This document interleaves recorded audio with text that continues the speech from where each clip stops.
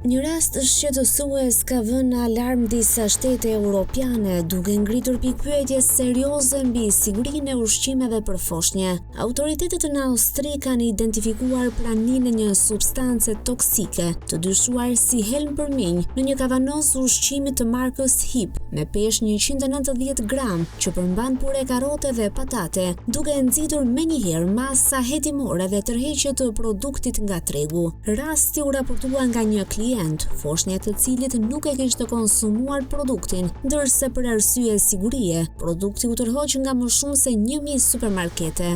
Vetë kompania prodhuese HIP ka konfirmuar praninë e helmit dhe nuk përjashton mundësinë e një akti të qëllimshëm kriminal. Kompania thotë se incidenti mund të jetë rezultati i ndërhyrjes së jashtme dhe si mas paraprake, të gjitha produktet janë tërhequr nga raftet. I njëjti produkt tregtohet edhe në Shqipëri, supermarkete e farmaci, por deri më tani nuk ka pasur asnjë raportim apo rast të referuar.